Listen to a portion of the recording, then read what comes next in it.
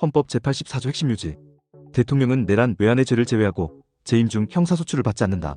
이는 대통령이 국정을 안정적으로 수행하고 정치 보복을 방지하기 위한 장치다. 불소추 특권의 논점. 하지만 이 특권은 법 앞의 평등과 충돌한다는 비판도 있다. 일반 국민은 언제든 기소될 수 있지만 대통령은 제한된 범죄에만 예외적으로 소추된다. 헌법 제84조의 해석 쟁점.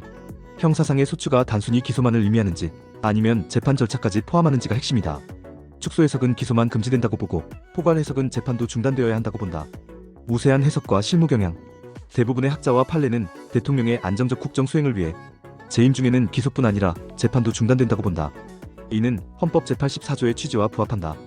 입법 명문화 2025년 개정. 2025년 5월 형사소송법이 개정되어 대통령 당선인이 되면 법원이 공판 절차를 정지하도록 명시됐다. 따라서 재직 중에는 재판이 진행될 수 없고 임기 종료 후 재개된다. 예외 내란 외환의 죄. 이 두 범죄는 헌법상 예외이므로 대통령이라도 재임 중 수사 기소 재판이 가능하다. 쌍방울 대북 송금 사건을 외환죄로 어떻게든 엮어 재임 중 기소를 하려고 시도하려 하겠지만 가능성 거의 없다고 보는 게 합리적 판단. 이재명 대통령 사례. 이미 기소된 상태에서 대통령이 된 경우 재임 중에는 재판이 중단되고 퇴임 후 재개된다. 재판을 강행한다면 이는 헌법 위반이 될 수 있다.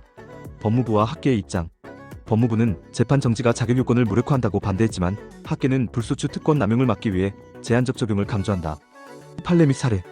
헌법재판소 판례는 없지만 2025년 6월 서울고법은 헌법 84조를 근거로 이재명 대통령 사건 재판을 무기한 연기했다. 해외 사례 비교. 프랑스, 미국, 브라질 등 대부분의 나라에서도 대통령 재임 중 형사소추를 제한하거나 금지하고 퇴임 후에 재판을 재개하는 체계를 갖는다. 결론.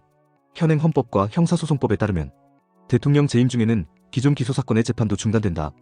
임기 중 재판을 강행하면 헌법 위반 소지가 크다. 향후 불소추 특권의 범위를 어떻게 조정할지에 대한 논의가 이어질 전망이다. 당신의 생각을 댓글로 남겨주세요. 영상이 도움되셨다면 구독과 좋아요,